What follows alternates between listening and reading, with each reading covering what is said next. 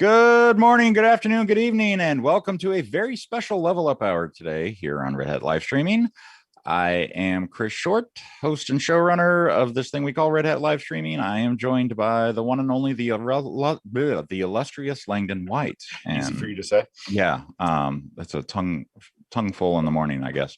Tongue tie in the morning, whatever it is. Langdon, we have lots of people here. What's going on? What's happening today? The usual. We clearly are still struggling with coffee. We're all very glad that Chris has his power back. Yes, that's kind of nice. Yeah, and hopefully, and we're all crossing fingers for no more tornadoes. Like the power map that you had. Like all I could think of was a New England ice storm, and you live in it was a lot like a hurricane hitting here, except we didn't have that advanced notice, right? Like the only notice we actually had was chance of severe storms, which we hear literally every day in the summer, right? So it's like, okay, now there's a tornado watch. Okay, now there's a tornado warning. And it's like, okay, to the basement we go. And spent 48 hours without power almost.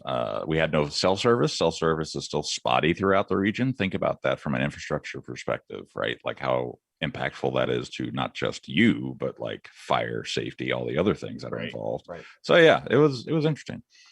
That's a very polite way of putting it. I have a solar powered battery pack now. Yeah, right. So as I said before, I'm Langdon White. We have a bunch of special guests today. However, we will talk to them in just a minute. First, we need to do my awesome slides because I spent so much energy on these, and I will give the caveat to the people who designed the new logo, the people who designed some graphics here. They're good at stuff. I just slapped it onto a page and called it red and said, hey, it's Red Hat now. So this is the level up hour where we talk about why containers are cool and why they might be useful to you just kind of in your everyday life as a system administrator or as a developer, as well as so it's not just the hype about why you want to kind of convince your developers to kind of move into the containerized world or this cloud native thing or that kind of stuff. Containers are super useful in lots and lots of scenarios. And so we talk about those on the show. And so before we get to last time, let's just talk about us. So I'm Langdon White on Twitter and with one, and Chris Short is Chris Short with one I, two S's. I just like to make random, like I want to make a comment about his Twitter handle, like I have to make about mine because I'm not two very common words. Right. Well, there's a very I'm sure a very lovely doctor in Canada who has Langdon and is an active Twitter user, so I am content with Langdon with a one. Join us on our Discord where we chit chat on occasion. It kind of seems to go in cycles about how much we end up talking there, but feel free to join us there and chit chat. All the channels there's every show kind of does some content there, so feel free to ask about any of the shows, but mine obviously in particular because and then so last time we talked about DevSecOps and kind of the shift left idea. And I kind of realized it was that maybe we should talk kind of a little bit more basics about security. So I invited some people who I think would be good to talk about it. And they are here with us today. But I have to stop the slides now so I don't give away our sweet internet points. Not just yet. So why don't we start? We'll start with Randy, just because he is in the top right corner of my screen. So why don't can you just tell us a little bit about your background, introduce yourself, and as we, my terrible joke, but Red Hat rearranges itself all the time, so I never know what each department is called. So, if you could give us a little of that too. Well, hey everybody, and good morning. I'm Randy Russell, and oddly enough, across reorgs and rearranging of the deck chairs, somehow I seemingly always stay where I am. So that's awesome. Lucky you. You're I like, don't know. I'm not sure if that's a good thing or a bad thing. Oh, So, well, yeah. or it's like GitOps, right? You just kind of get put back in place every time, right? You know, on an automated process. Declarative Randy. Exactly. Exactly. So I am the director of certification at Red Hat, and so if you've ever heard the term Red Hat Certified System Administrator or Red Hat Certified Engineer or Red Hat Certified Architect, any of those, I manage the team that runs those programs and produces those lovely exams that people enjoy taking so much.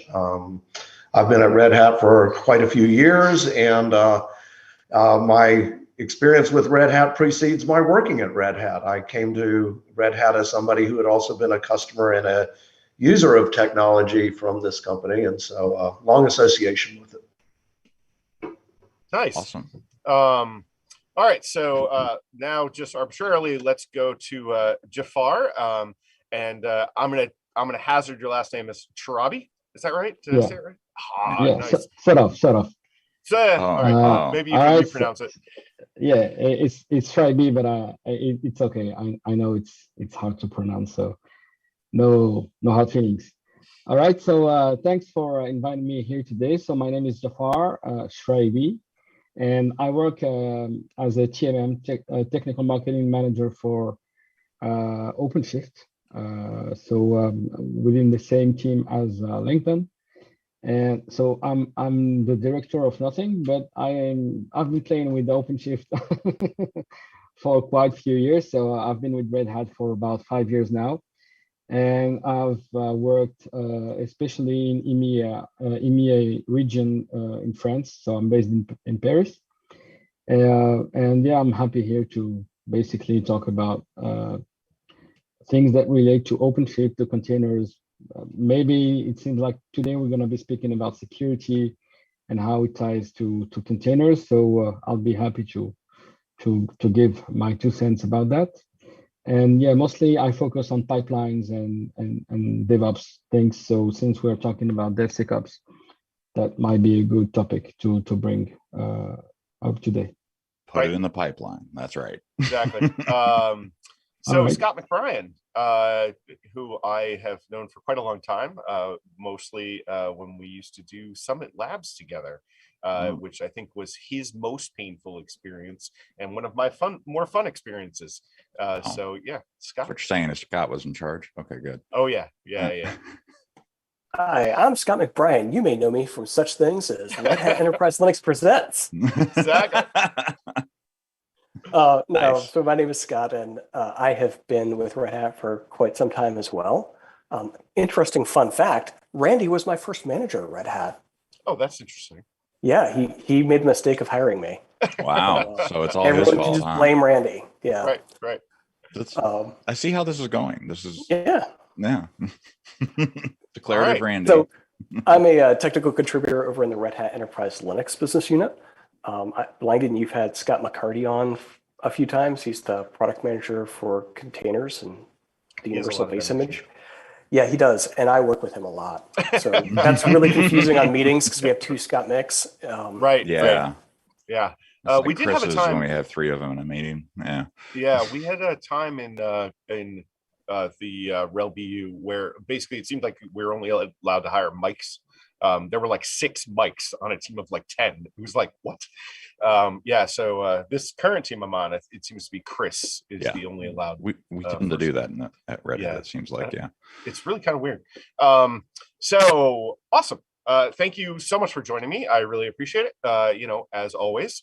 And why don't we, so what I was kind of thinking was we kind of would offer up, first and foremost, what is that kind of one security thing as a developer, a sysadmin, that, you kind of, even to this day, still find confusing or need to, kind of think about before you do it. And for me, and I think for a lot of people, I'll start just to give you a little bit of time to think about the answer, is authentication and authorization. And I think this is a pretty common one. And so, but I kind of cheat sheeted out, or have to kind of think about it for a few minutes. And so authentication is basically the login side of the question. And so basically, are you allowed access to this system at all, right? And then authorization is, okay, now that you're in the system, what things are you allowed access to? And so I don't, I don't have a mnemonic. I don't have a whatever. It's one of those things I just kind of have to, kind of periodically like catch myself, step back, think about it for a second, and remember which one's which. And then the latest one of attestation, it's not really latest, but it's one that's become much more important in recent years because of basically the proliferation of like tiny little devices and, things like that. Attestation is this idea that you're provably running some software on some hardware, and then mechanisms for doing that. But with another A word in the mix, that now throws off the other two for me kind of even worse. So those are kind of my example. I don't know, do any of you have a good example like that? Please shout it out or volunteer. Okay. So I struggle with firewall rules, like blocking and that kind of stuff. I'm pretty good with that. But especially in the container space, there's a lot of forwarding that happens, and I always mess that up. I may or may not have had to drive to one or more data centers because I locked myself out of the machine. And they're done that. Yeah.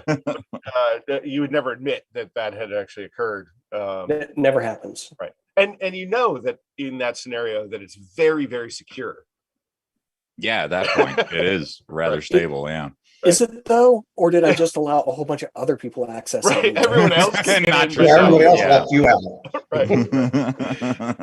That's I definitely. And then with the kind of with Firewall D, the fact that it's kind of like IP tables, but not quite. I actually, the thing I struggle with there in particular is multiple zones. So like if I say, if I make an operation in Firewall D, it will operate on the active zone, except if you have more than one active zone, it will only operate at one of them. And I'm not sure which one. Maybe, Randy, who's kind of more on the training side of things, I don't know, maybe how to figure out which of the active zones it's going to operate on. But as far as I can tell, it's basically random. So that seems fun.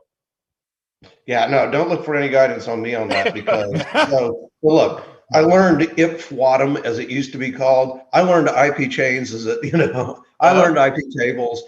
At some point, I got left behind with Firewall D as well. Right. So just just turn them off. It's fine. It'll be totally okay. Someone else will take care of it. Right. Yeah. Run a Bitcoin miner. Do you so Jafar, Randy, either of you have any examples of kind of those security sticking points that you get stuck up on all the time? Well, I know one of the things that come up quite often with containers is like the capabilities that are allowed within the container image, like the things we handle with SCCs and such things. That's a good one. And it can be pretty daunting to understand exactly how to define those within containers and Kubernetes space. I don't know if those were discussed previously, but I think that's a good security topic. That's a really good one. We actually we had Dan Walsh on the show a bunch of episodes ago, and one of the things that I think, particularly even newcomers today to Linux, or system administration, whatever, think of root as this like, block, right? It's like you are root, and it kind of is, but at the same time, it's gotten so much more sophisticated than that. Now you have all these things, these capabilities, right? Of which root has all of, but you can kind of parcel them out individual pieces. And so it's this whole breakdown, a much more sophisticated kind of security model that allows containers to do their thing and allows containers to do more than their normal thing, but not as much as like root, that are really important. And they're just getting more sophisticated. So, really thinking of root as a non-monolith in a sense is really, really important these days. And I find it, like it's new, to Randy's point, it's like, you keep changing the stuff on me. I've got to catch up again every time. And the capabilities are tough like that. So yeah, I think that's a great example as well. I don't know, any other examples? I know Chris is perfect in every way. So yeah, I've never had a security issue ever. Right. I will say,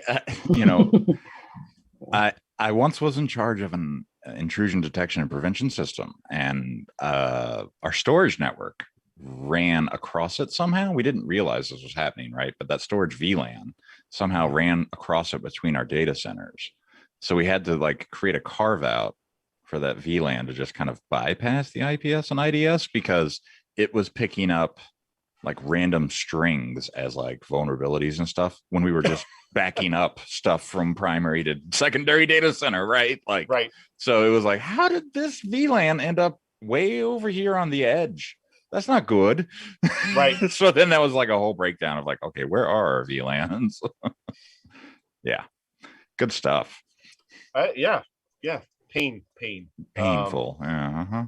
But well, I think I've tried to. I've given up on trying to keep up with the latest DNS security issue and corresponding, new way of thinking and corrective measure to try to prevent it in the future until the next DNS security issue comes along. Right. The funny thing about that was, go ahead, Scott. bind was actually pretty good. Like, we stopped getting those all the time. So we had to go and invent things like Unbound and DNS Mask just to keep up the velocity of those. And all stuff. Yeah. We gotta keep those exactly. CE guys in business. Yeah. Otherwise they get lonely.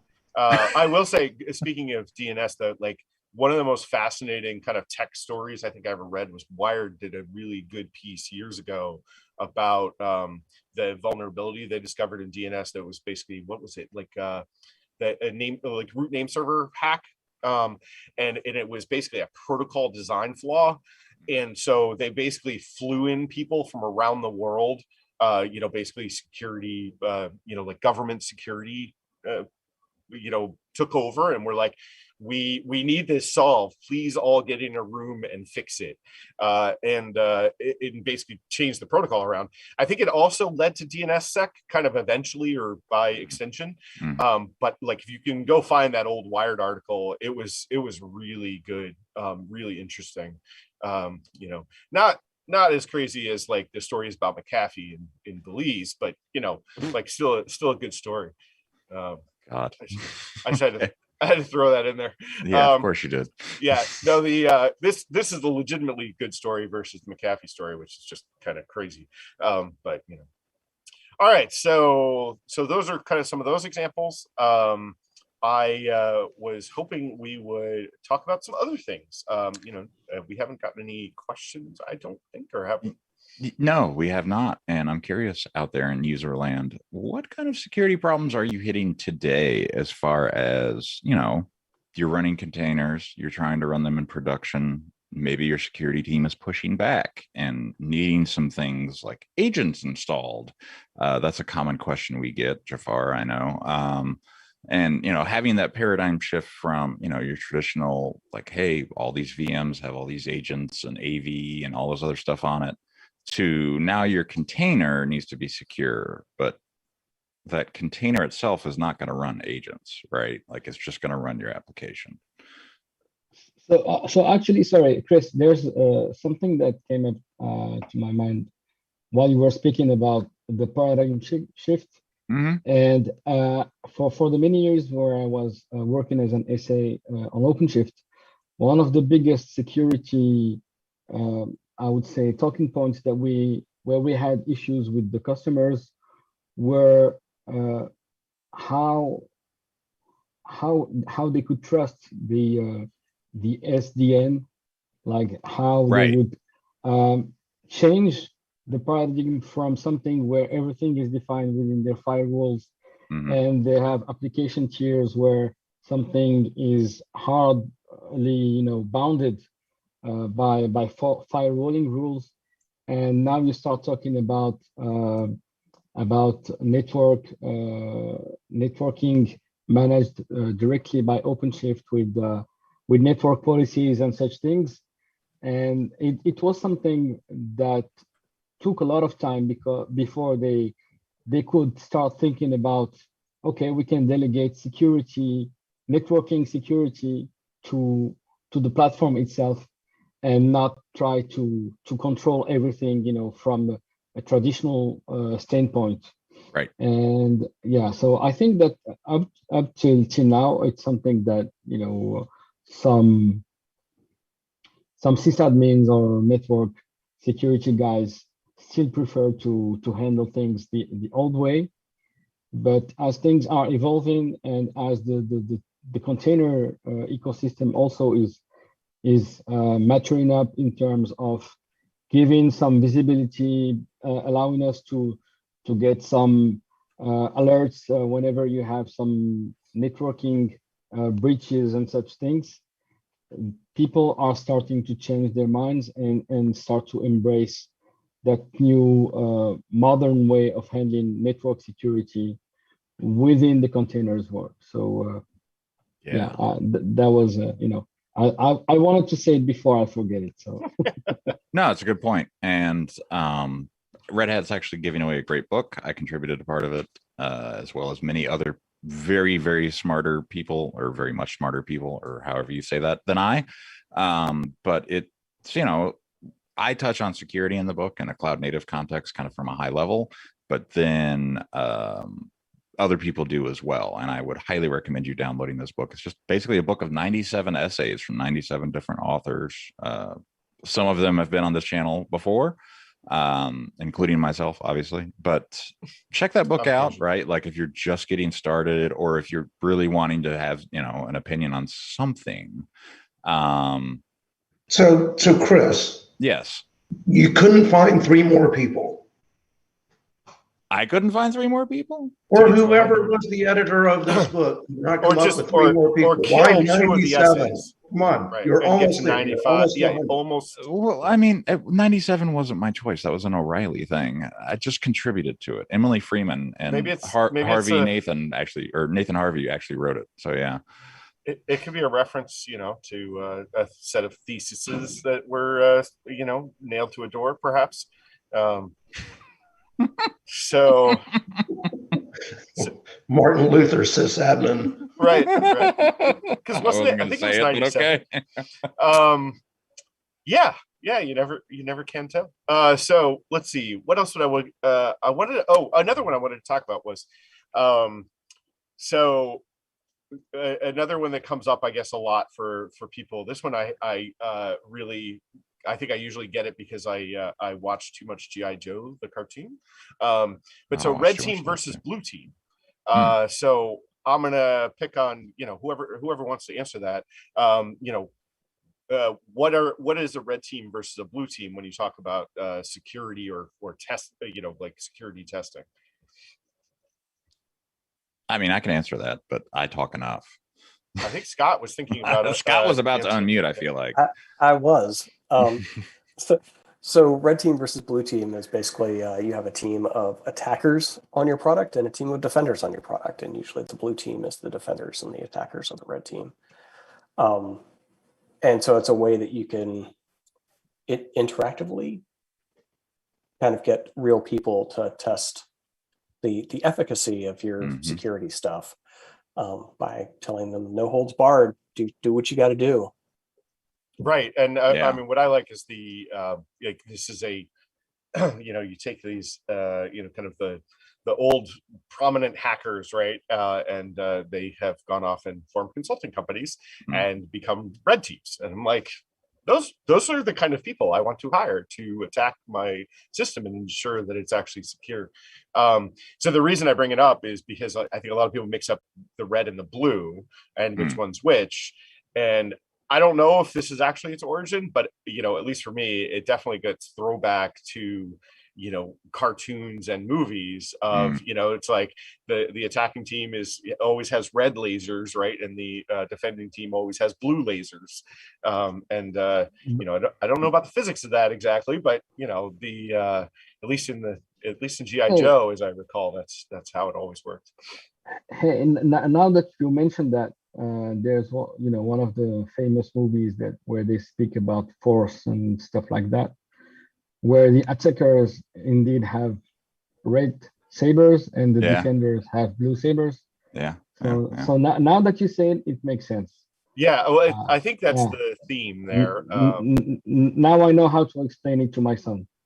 There you go. Exactly. Because he asked me why would these have red sabers and the other ones have blue ones. So now I can tie it back to this. Right. Yeah. Just definitely explain the movie in terms of network security. That'll definitely be clearer. It'll make it much clearer. Right. Lightsabers and the Force. Yeah. That's going to make security great. I think there's so many people just like cringing, being like, no, it's the Kyber crystal that they have found in the cave. Right. So many Star Wars people are just Yeah. Remember, it only turns red when you switch to the dark side. Right.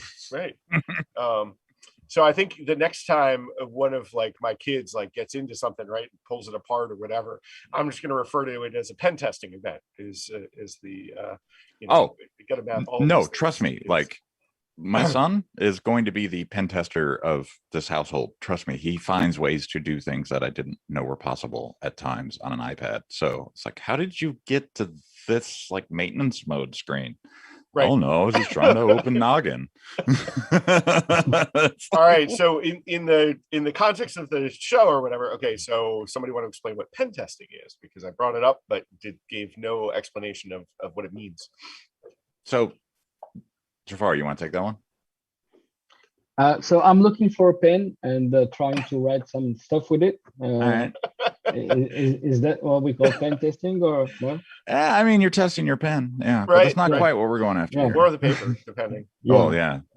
Well, the other meaning I know about it is you're trying to penetrate the system and trying to find security holes, and basically, as you said, you're trying to hire some people who are very skilled at finding breaches and trying to make sure that you find that ahead of time before releasing your products, so you can fix the security holes before they are into the outside world. Right. Is that correct? Yeah, and oftentimes people will pen test routinely, right? They have a contract firm or whatever, a consultancy or whatever, to come and pen test things on a regular basis so that they can just have more robust infrastructure and security practices. For a long time, I always heard people saying pin test, like pointy pin, and it's pen, like righty pen, but it's that's one of those accent problems you have in the US, right? Is that pen and pin, depending on where you are, sound very, very similar. Does anybody know why it's called pen testing? I have no idea. Yeah, penetration. Oh, is it just short for penetration? Yeah.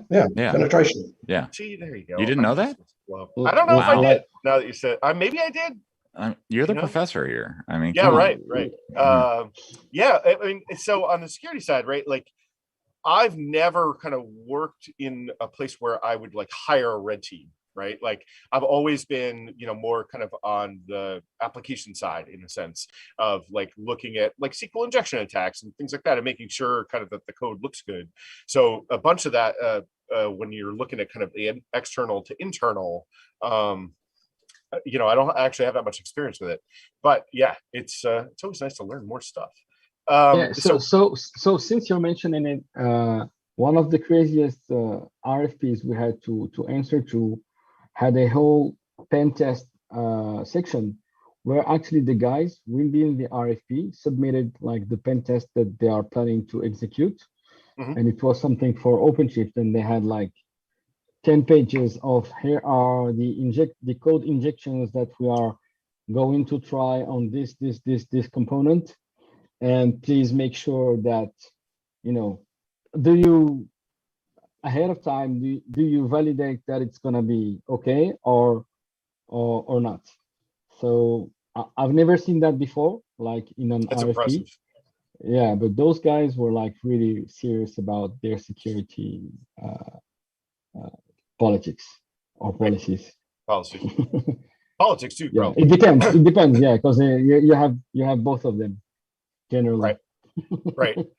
So we had a really good question in the chat that I was going to bring up. Please do, but it was followed up by another great question too. So okay. Go ahead. So so the kind of the author writes, Vipul writes, you know, OpenShift has very clear kind of ingress, egress, denial network policies, RBAC, Autonomous.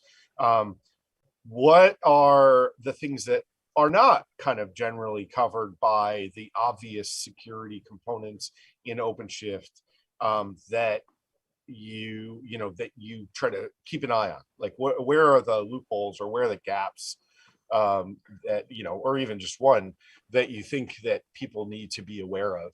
And I would start with one quick one, which is that I would say the application you deploy.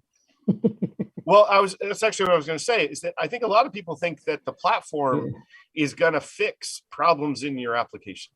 Right. And it's not. Yeah. Right. No. Your flaws will persist. Right. So, you know, usually the weakest point of any of these platforms, whether it's an application running directly on a RHEL VM or running in a container or running in OpenShift, the first problem is going to be the kind of added on code. So I think that's a really important thing to remember. You know, I commonly will say things like, you know, when I write a software application today, there's like 1 million lines of code, maybe more underneath it that are provided by third parties. But kind of this is the beauty of open source. You know, all bugs are shallow, right? With enough eyes. So it's unlikely that the problems are going to be in that 1 million lines of code, or undiscovered at least, right? This is the whole idea behind CVEs and the jokes we were making about DNS. So most, you know, the first thing to really watch for is kind of, we were talking about a bit last episode, you know, look at OWASP, look at those kinds of things, and look at your application and make sure there's nothing missing there. So that's kind of the first thing. Where else would you go look? You know, what other kind of examples would any of you have? So I actually think that. Go ahead, Scott. Go ahead, Scott. Yeah, go ahead.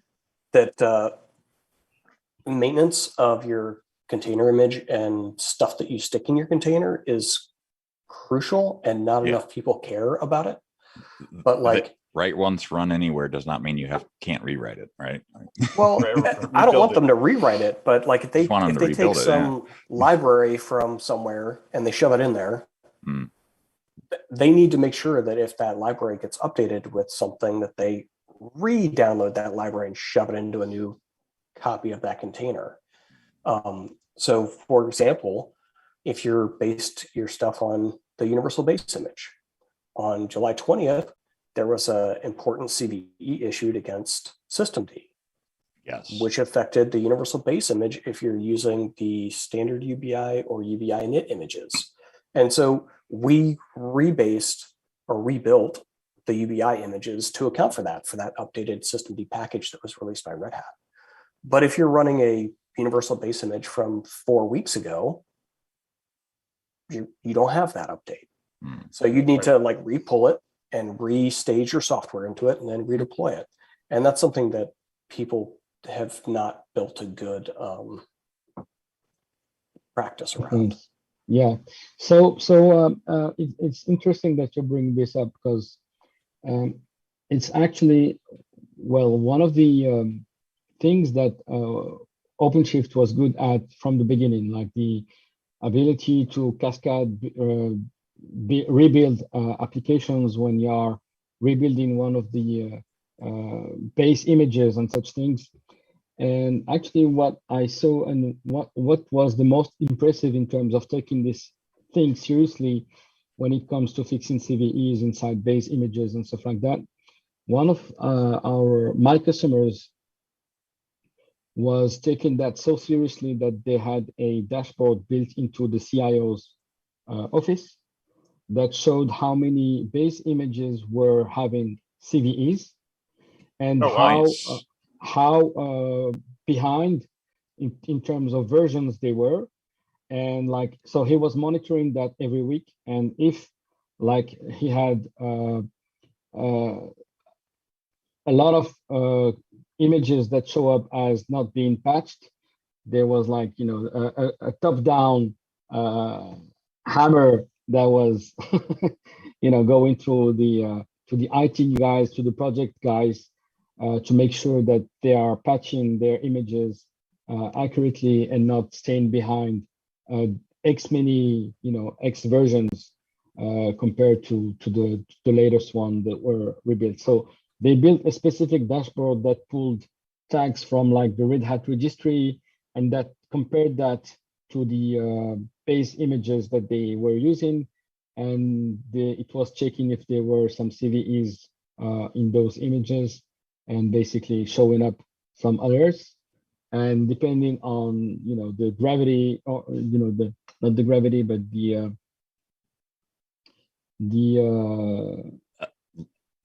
impact. Gravity, yeah, the impact of that security issue, the CIO was managing that himself. So I found that it was pretty impressive to see that they were taking that specific topic that seriously, because as you said, it's, you know, it's the base of everything you run on the platform.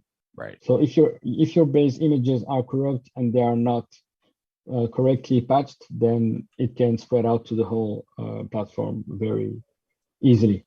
Yeah. And yeah, you want to talk about having a bad day, like let's have all your applications be running the same base image when a vulnerability is like added to Metasploit so people can just easily take advantage of it, right? Like that's a bad day. Yeah. Exactly. And so for folks that don't know, Metasploit it was an open source tool. I think it was acquired by Rapid7, I think, a few years ago. But yeah, it's like a toolbox basically for, you know, pen testing and, you know, any kind of, you know, exploit, you know, testing of your choice. You know, back when my security days, it was a common tool that I would just constantly run against certain, you know, APIs and URLs just to make sure we weren't exposing ourselves to anything obvious. But I bring it up because when 0 days are released, there's always like a couple like days, maybe even hours sometimes, is getting down to the point where an actual like tool will be added to Metasploit to take advantage of that 0 day. So you know, you have to be careful when you're using these tools because you can penetrate your own systems and break things, but also you have to be very cognizant that so can others. And Metasploit keeps adding those 0 days faster and faster and faster. So like, and that's like becoming, for, you know, security beginners, like the first tool they really learn and dive into, I feel like. And it can, you know, pop your container wide open if you have any kind of vulnerability real quick. So apologies there. My computer completely crashed. Oh, fun. At least your internet didn't go out. Right. Considering how fast I'm back, did you have a security issue with your computer? Yeah. Did somebody just say, yeah, ping a death? What? I did try to open GChat running in a Flatpak. So, oh, well, you know, maybe it's GChat is the problem. Took out my old computer. I was kind of impressed. So yeah. So apologies if I missed a little bit of the context. But did we want to move on to another question from the chat? I heard you guys talking about Metasploit, but I wasn't sure if that was the next question in the chat because no, I mean that was part of the question, right? Like any ways to automate pen testing, any tooling to automate kind of penetration testing your network. Mm-hmm. Metasploit was the first thing I thought of, just because you can kind of script that together and test certain endpoints and so forth. Yeah, there are other, you know, what we, you know, probably loosely referred to as script kiddie tools, right? Mm. That are so just by way of explanation, right? So there's this kind of new class in a sense, and not really that new, of hacker or attacker, really. And if you want real throwback, we're not supposed to use the word hacker, we're supposed to use crackers, but we'll get into that some other day. But I think that ship has sailed. Oh. But this idea that, good luck with that one. Yeah. I know, I'm so sad. But this idea that, there's a lot of new people who are starting to use the internet on a pretty regular basis, 12-year-olds, 15-year-olds, and they learn, and they want to break into stuff, right? Because they think it's cool. So but they don't really know enough about technology to kind of really work out these, how to crack a 0-day or how to crack a CVE themselves. And so they are pejoratively referred to sometimes as script kiddies, because they just use scripts they find on the internet and then run them as attacks. There are a lot of those scripts out there. And by scripts, I mean things like Metasploit, which is very sophisticated, but there's stuff that kind of runs the whole gamut. So also kind of being aware that there's other stuff out there that you can kind of throw at your network. And usually you can find them pretty easily with, I want to hack something, but it kind of goes, and actually brings up another term when I was doing a little research for the show. Apparently black hat and white hat are also terms that people mix up, which that one I find interesting as well. So, but white hat, also offensive, but yes.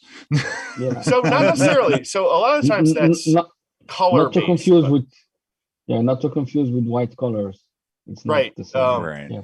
So but basically the idea being is that there are people who are attacking places or whatever with legitimate reason.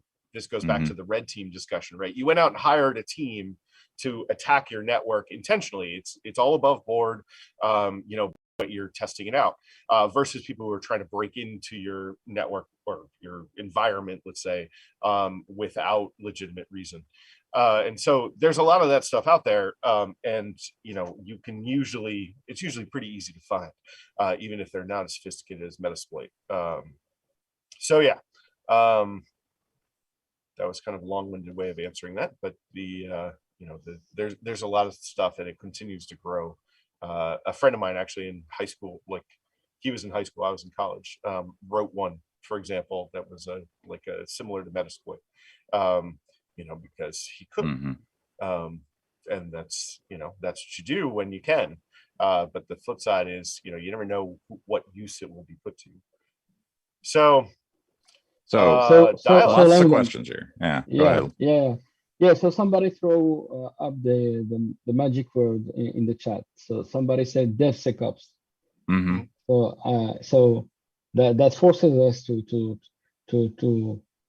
talk about like more. So we talked about it with Kirsten last week on the last episode. We talked about DevSecOps and kind of shifting left. Right. But like whether we put a buzzword on it or not, right? It is becoming ridiculously important to make security a first-class citizen, they call it, right?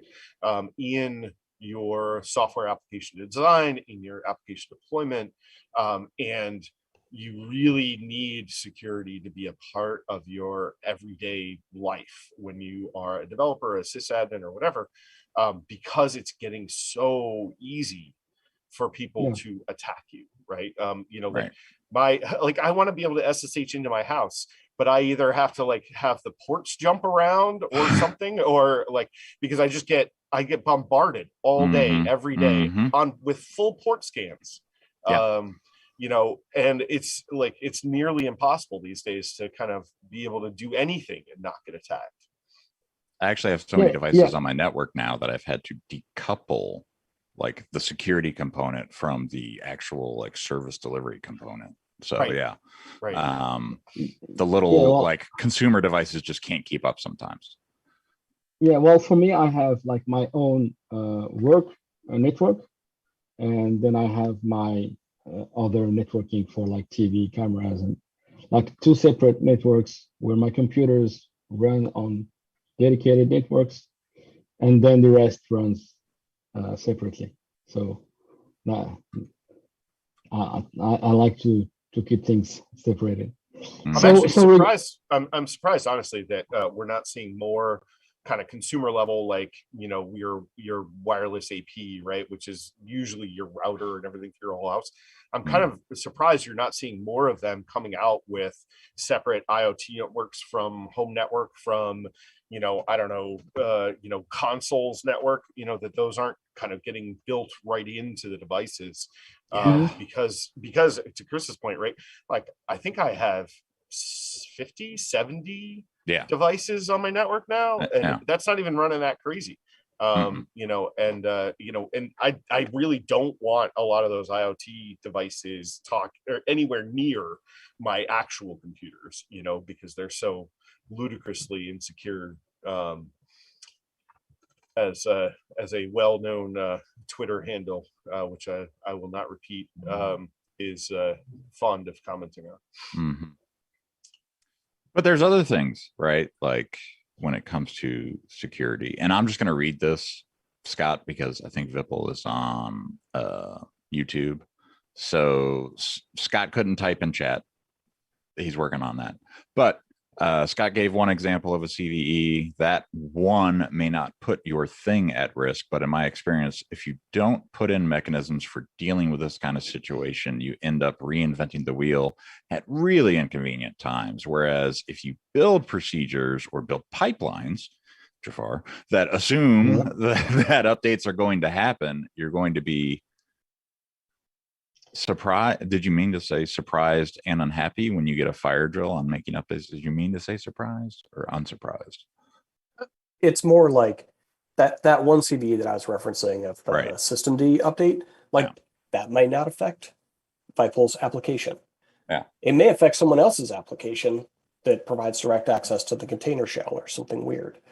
But just because that doesn't apply to you, that one doesn't apply to you that one time, doesn't mean you shouldn't build a methodology for handling updates in a repeatable, automatable way. Otherwise, when you do run into one that affects your thing, you have to fix it now. And then you get to invent all of that stuff on the fly because you have to fix it now. And crises are not great for, you know, life, doing things. For experimenting. Exactly. Too. So speaking about the DevSecOps, I have to admit that I haven't seen yet the previous show about it. Although I sort of, I think I kind of know what the content was. Was it like the ACS stuff, like how you use pipelines with ACS and those type of no, we were talking about it more. We were talking about it more from kind of more about like what is like DevSecOps conceptual. and why does it matter?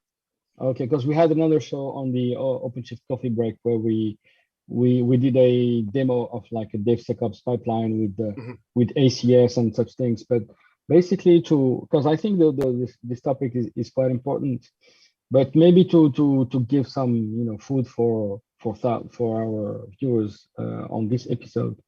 I think that we can all agree that there's not one single aspect when you're speaking about security. It's like it's spread everywhere.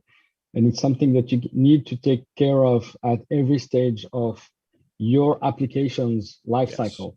So it all starts with, if you are using an OS that has some corrupt stuff in it, then you might have a security issue as you're writing your application in there. But if as a developer, you are writing some code that is not properly, secure, you are introducing loopholes or security breach.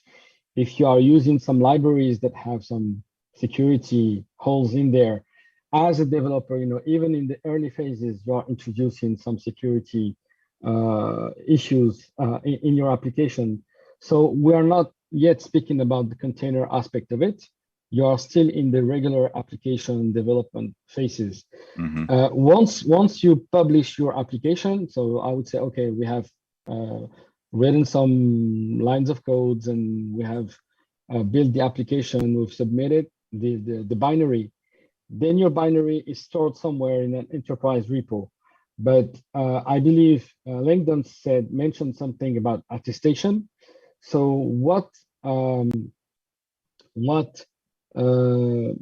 so I can find my words English, but what proof do you have that the binary that you are building into your container image is actually the one that has passed all the tests, etc. So that's why you have signed binaries that cannot be altered by somebody that just makes a change and submits a new jar somewhere in the repo, right? You have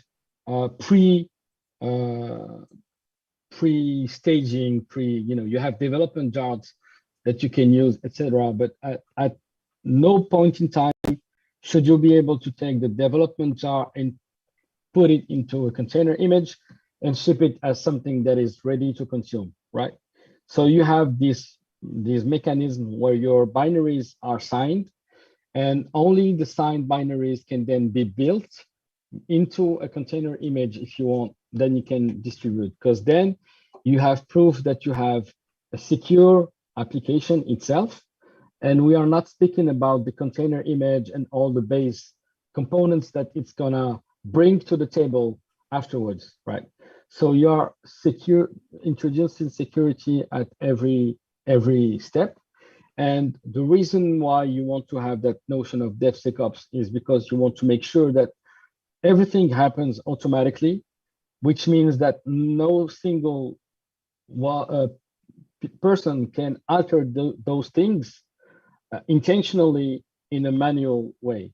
Because if anybody is able to alter things along the way, then you lose that notion of, I know that it hasn't been tampered with within the process of shipping the application through staging, through pre-prod, and through production. And basically DevSecOps is this notion where you put security checks at every stage of your application lifecycle and make sure that nobody can tamper with those, and make sure that you have proof for anything that has been built. So you have proof that your libraries are secure because you have security scanning tools like Sonar that are going to analyze your code, and then you're going to have links that say, here are all the security reports that are linked to the specific version of this application binary, right? So you have traceability. Traceability is very key, I think, in a DevSecOps approach, because you need to have the trace back to your proof. Well, and actually, I was just going to say, like, one of the things that I think you commonly hear as well is to avoid some of those problems, you could just build your own binaries, right? And sign, even if you have signing, like sign them yourselves. And one of the things that I find, really surprising about that or whatever is that there's this belief, like one of the things that like an organization like Red Hat or even an organization like Fedora, right, brings to the table when they ship binaries is that an expert, or at least theoretically an expert, is the one who's kind of packaging the code into place, right? And then kind of saying, okay, I'm going to do a build, and then I'm going to attest that this build came from this source code. But they also know what the source code looks like, right? They read that source code, they apply patches to it, they're familiar with it, etc. And so then they stream those binaries into your pipeline, and so, like I said, I've heard commonly, right, many times that everyone or these people just build their own versions of Perl or whatever whenever they're doing these pipelines. And I'm like, that's in some ways even less secure, right? Because now you have to be an expert in all the code that makes up Perl itself. Right. Yeah, you can't keep up with that. Right. And it's too much. And it's just one library. It's just one component. Right. Among maybe hundreds of components that you're going to use or libraries. So it's almost impossible to do that unless you have the maintainers of that library or the main committers within your project, and then which you can trust which them arguably, if it's that important to your business, maybe you should hire them, but you should also hopefully, when you're doing that, also distributing those attested binaries through a channel like Fedora or some other open source channel, so other people can take advantage of the fact that you have experts who are attesting about this binary. So I just think it's kind of an important to note, like there's not just efficiency benefits in a sense to leveraging the work of others, or kind of the community, or like organizations like Red Hat or Fedora, things like that. But there are also actual security benefits. There are benefits to the product that you're delivering, because these people are experts or providing experts into the pipeline. So a couple things. Yeah, real quick. So we have an announcement to make. We need to do that, and then I was just going to say that. Yeah, Vipel has a good question that we need to address, and I think Randy, you tried to do it in chat, but we need to talk about it a little bit further. Which one do you want to do first? I think we should do the points and the announcements first, and then we should visit back to Vipel. I always try to get the points within the level up hour, the actual hour, yeah. And but obviously we have a small tendency to not actually finish within the level up hour. So let me hit the slides real quick. And I hope this will work well, because as I mentioned a few minutes ago, everything crashed. So that was fun. Slides. Okay, cool. All right, cool. All right, but we were on the wrong slide. Let me also, I have my cheat sheet for the points too. But here's where we're at. I don't know, Narendev, I think missed the last episode, or missed submitting points for the last episode. Netherlands Hackham still neck and neck with Narendev. Noah Friction, I think, still holding steady at 4,000. But Bacon Fork has surpassed their competitor Joe Fuzz, and Detective Conan Kudo. Wow, I don't know how I missaid that so badly. Detective Conan Kudo with 2,500 points is definitely kind of moving up in that chain. So we're pretty excited about the current status of the points. As always, you can go and get your own sweet internet points by following the links I just pushed into the chat. There's a kind of a short link which will take you to the form itself, and then you put in the code manually. Or the other one, all that does is pre-populate the form with the code to make your life a little bit easier. Please keep in mind, if you want to, you can say private for the nickname, and if you do that, we won't mention you on air. We won't, you just can kind of collect the points, and you can get your own status of how many points you have without revealing anything about yourself if you so desire. We actually had one of these participants was originally always marked as private, and then one day decided that they had come up with a cool enough nickname, and so they revealed themselves with a big jump in the points. It was pretty funny, to be honest. So that is our sweet internet points. We love giving them out, even if they are just an intrinsic award. Chris, actually, I think we heard again that we never-ending saga are this close to getting extrinsic rewards to be able to give out some swag or something like that for the highest level points. We promise this every other week, give or take. This is episode 42, so maybe it is the answer, right? I don't know. So that's kind of what I was noticing. I think maybe it's the answer. That's what I'm hoping. That hopefully we don't have to involve any mice, but maybe it is the answer to life, the universe, and everything. And if you haven't read The Hitchhiker's Guide to the Galaxy, this doesn't make any sense. But you should. Sure. And if you haven't read it, I haven't read it, but it makes sense. Yeah. Oh, all right. It's a lot of fun. One of the funniest things that came up about it recently was the whole premise of the book is that it's about another book. That book is actually crowdsourced. So it's basically the equivalent of Wikipedia, but it's kind of a really hilarious example of open source in action. So now to the announcement, which is I sadly am planning to leave the show. And not just the show. What? Yes. Really? So I'm going to be leaving Red Hat, and I blame Chris Short all my because he regularly refers to me as the professor on the show, and so I am going to go and become a professor over at Boston University, and teaching what do you know? in a new group, which is all about computing and data science, and teaching people about or like kind of approaching how we teach computing a little bit differently. Also reaching out into other organizations so that, or like other majors kind of, so that we can kind of leverage data science and things like journalism and give them kind of the formal teaching and that kind of stuff. Yeah. So I am going forward. I am leaving you in the capable hands of our current guests. And Randy, I'm sorry if I missed your Twitter handle. But these are their Twitter handles, so you should find them on Twitter. You can also talk to me on Twitter still. I will still be there. I will still also be, my expectation is I will be heavily involved in Fedora. I also think, because Red Hat and BU, Boston University, have a very strong relationship. And so I continue, or I hope to continue to work with Red Hat on a regular basis.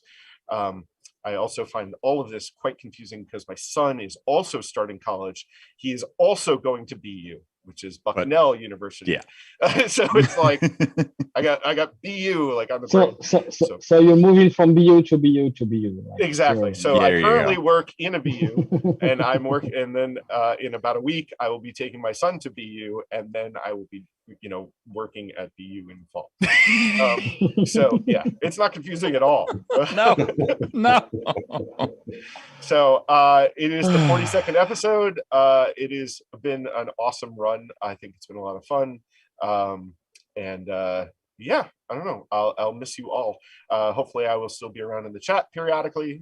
Maybe they will invite me back as a guest periodically. But that's our plan.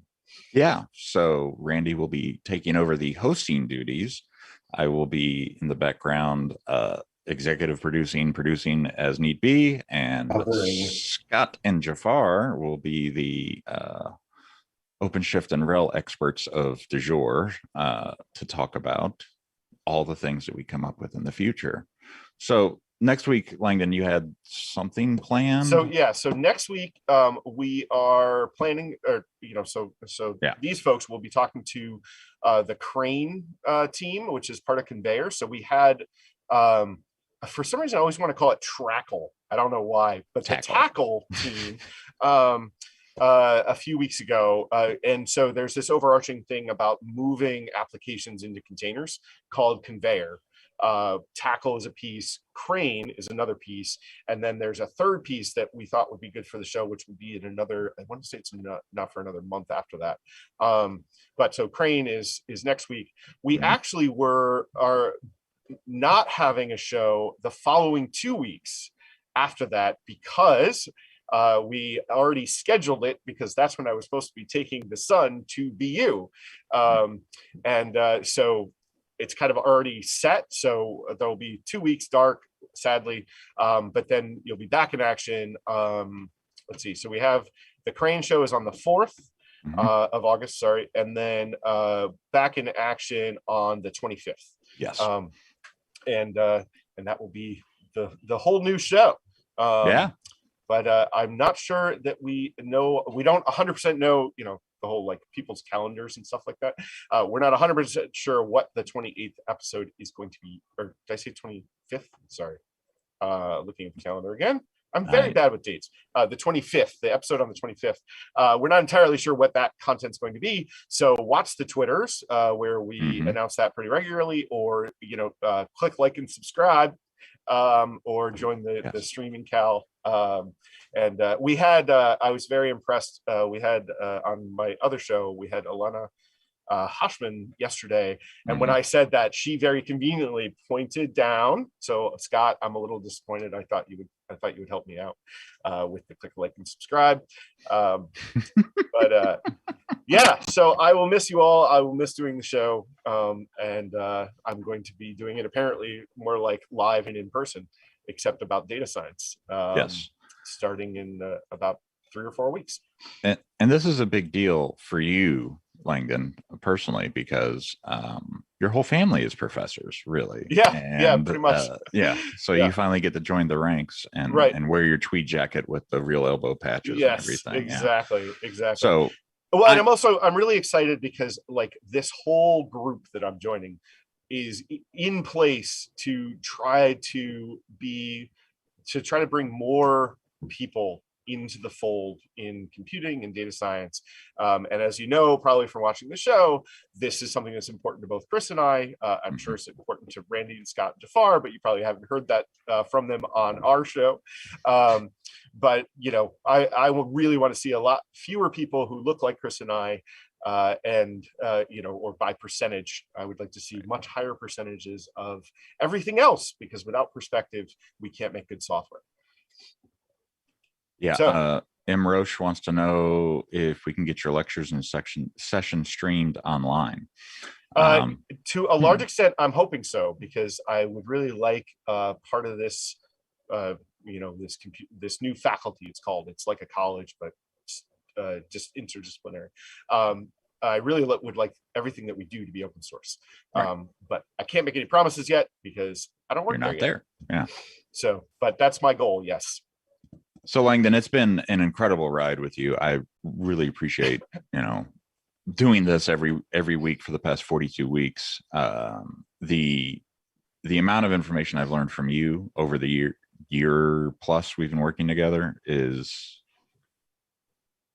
I mean, I can't put it into words. So thank you very much for everything you've done for the channel, for me, for helping me learn things, so forth, so on. But yes, we will be hacking away at all your stuff that you do online. So be aware. Yes. I very much appreciate it. You know, like as many of you can guess, right, my stronger background is on the development side and on the Linux side. So it's been really great to kind of take the perspective of, you know, a stronger, you know, somebody who's been full-time sysadmins, you know, much deeper into OpenShift and Kubernetes than I have been. So I think it's been a really good learning journey, I hope, along the way for the show. And I really hope, you know, bringing some new perspectives will really kind of take the show to the next level. You know, Scott might even know RHEL better than I do. I know Jafar knows OpenShift better than I do. You know, so as evidenced by our slam to do the Cody Awards a few months ago. Ooh, yeah, so good point. Yeah, so it's been already said privately, but yeah, I wanted to say it publicly also. You're certainly gonna be missed, and it's been a shock, you know, when I heard just not so long ago that you were leaving. But Whoops. We can only be happy for you because it's for the better. It's like something for your personal accomplishment. There's no hard feelings with Red Hat. So everything is, you know, on the best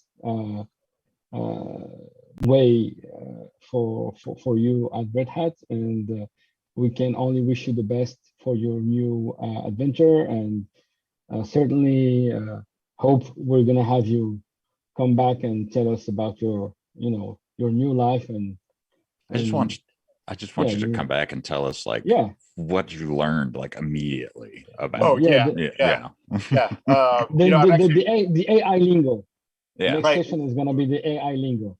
One of the things that I'm really been learning, because I've been teaching a couple of classes, like kind of on the side, you know, for a while now over at BU, is what I'm really starting to learn is how much more sophisticated teaching is than I quite realized. Like, you know, I thought it was basically just going into a room once a week and basically giving a talk.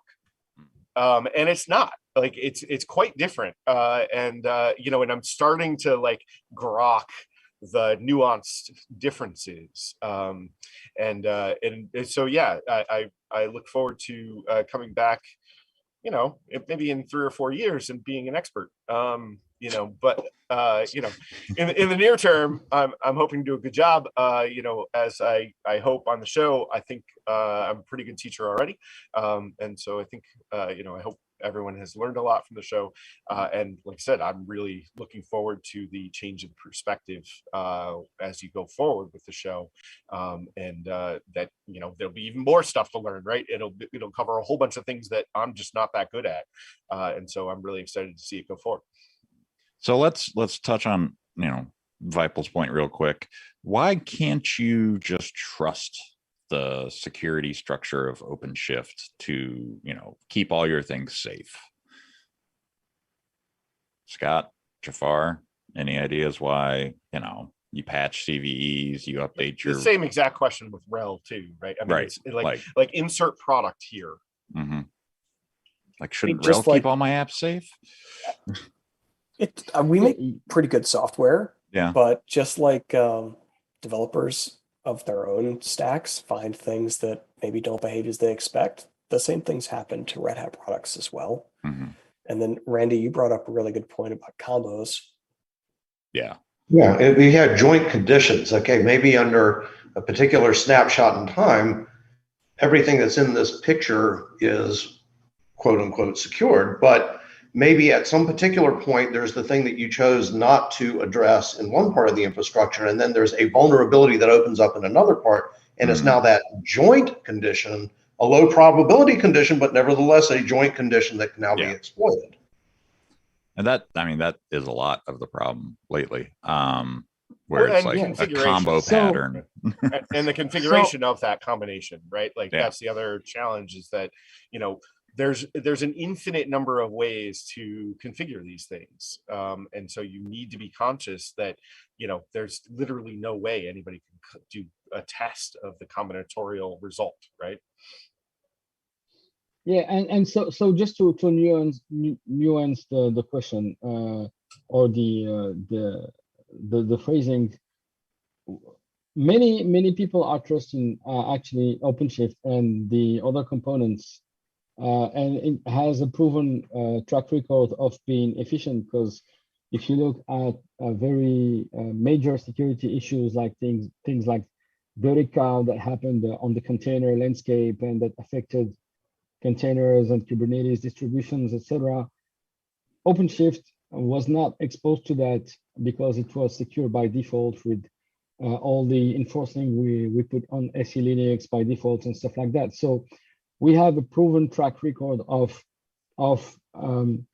securing the platform and having it being efficient, where other maybe distributions or other ecosystems didn't succeed as much because of the secure by default standards that we have within the platform. But again, we can only test so much things within the platform. But if something that is running in your containers has a security issue that has something to do with your application layers or with one of the libraries that you are using within your container image, then it's not something that we are going to be able to prevent, because there's so much combinations that can happen. But yes, we have a very robust, very solid platform that you can trust. But you can always the security issues happen on the edge. They happen on the far edge of the testing.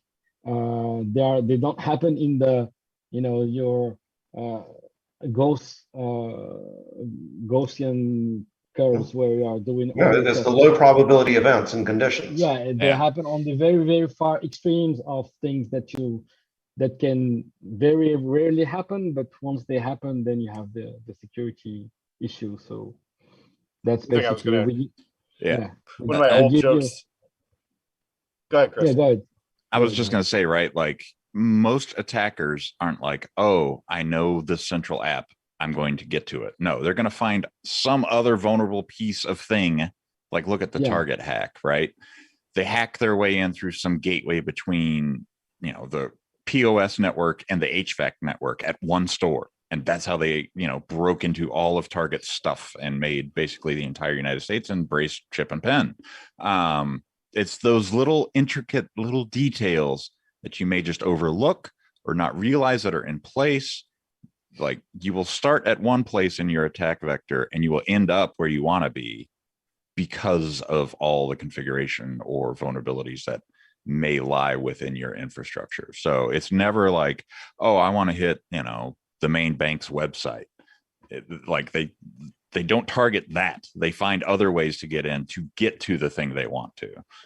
That's the biggest thing, right? Like, and to SE Linux, to that point, right? Like with OpenShift and all the Kubernetes vulnerabilities that have come out over the years, SE Linux has been the thing that stopped most of those vulnerabilities in their tracks, right? So that's another layer that's put on the cluster to protect you, but it's not all encompassing protection, right? Like that's something to keep in mind, that there could be some other vulnerability that somebody could exploit in your infrastructure to get inside your cluster.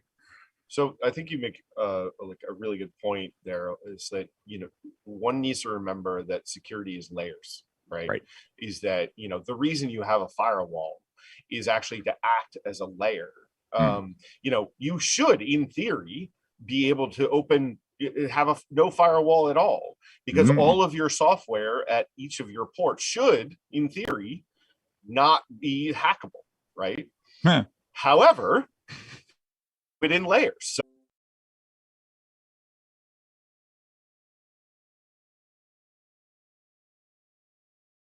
we'll schedule until 10:15. Yeah. Let's see. It's back. Okay. Hi, everybody. Yeah. Hi. Sorry about that. The Zoom just completely dropped. Thank you for joining us today for this. For the show. 42. We actually gave away the secret to how to have perfectly secure environments and applications. And there were too many companies out there that would lose, their consulting work. And so they shut us down for the brief moment while we revealed it. So we've been hacked. Is that a conspiracy theory or a conspiracy fact? That's a good point. I'm not sure I updated the streaming rig yesterday after that 0-day came out for Windows. Did it update itself? Maybe. One other quick note I was going to offer, and I crack about consultants a lot just because I was one for a long time. This is one of those places. Security is one of those places where you want somebody else to take a look at your stuff if you can. Because it's one of those, just like why you have somebody edit, or proofread your text, right? It can be really helpful to have somebody kind of review your, security plans and things like that. We talked about a bunch of like real specific examples like pen testing and red team and, stuff like that. But there are organizations out there that can kind of provide you a third-party audit or a third-party review or whatever. And it can even be relatively casual. Obviously you want to have a bunch of NDA type stuff in place, but it can be relatively casual in that it doesn't have to be, from an on-high security audit kind of thing. But having somebody else take a look at your stuff is often a good idea, because it's really easy to miss things when you're modeling security. Yes. So thank you, Langdon, for your 42 episodes of awesomeness and all the years you've spent here at Red Hat. And thank you to Randy and Scott and Jafar for trying to fill the void that you leave, right? Like it takes three people to fill one Langdon. Right? It takes three. Yeah. I mean, just to inflate your ego even more, Langdon, it takes three people to replace you. So without further ado, I think it's time to sign off for now. Coming up next on the channel, we will have Andrew Sullivan, the OpenShift admin hour, or Ask an OpenShift admin, I'm sorry. And we will be talking about, I forget. So security. I didn't update. Yeah. I forgot to update this thing. So and remember, next week is Crane on this show. Crane here. We'll see y'all later. Yep. Thank you all for tuning in. Thank you very much, and thanks for joining. For joining us. Yeah. Bye-bye.